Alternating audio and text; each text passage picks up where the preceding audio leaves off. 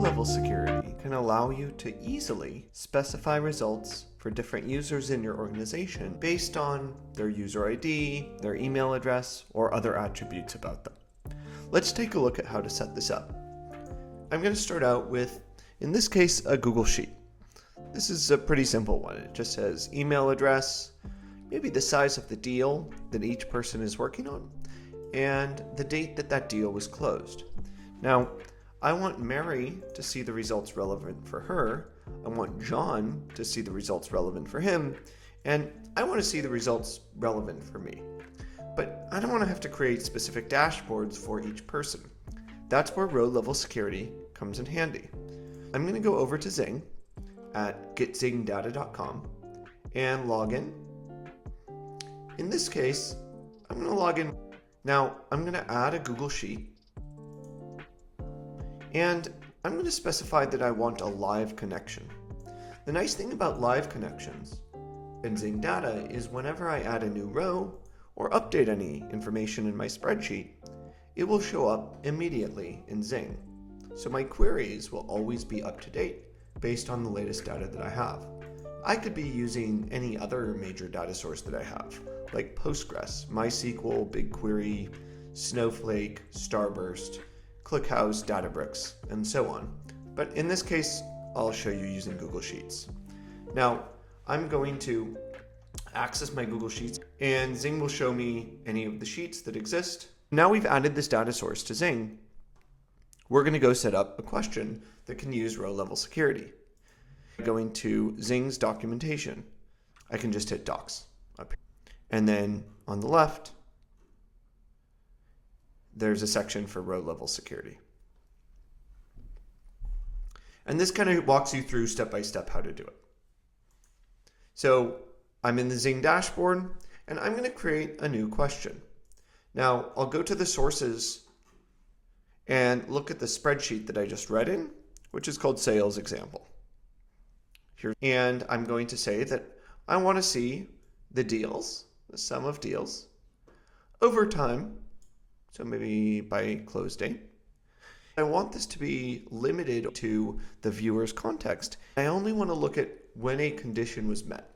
This is basically applying a filter. And that filter is going to be on the email field.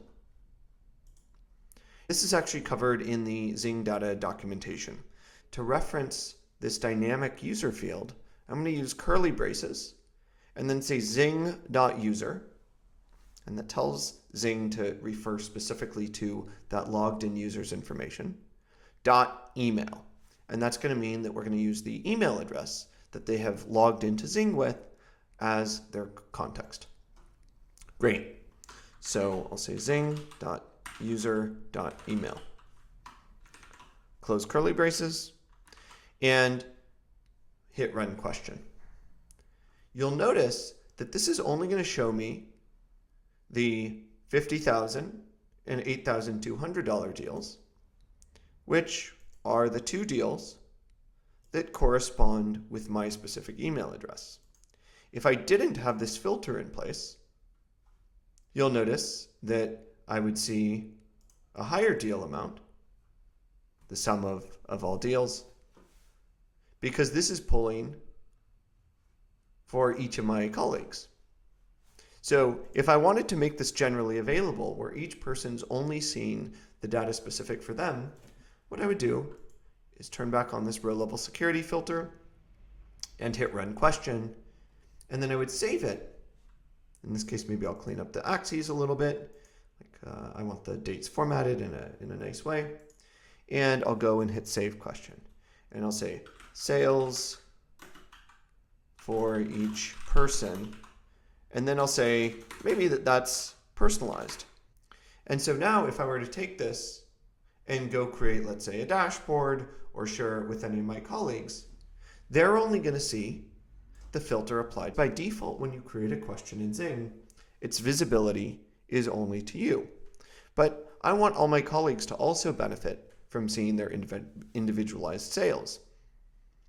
So what I'm going to do is under other people in Zing Data, which is my organization name, I'm going to go from no access to viewer.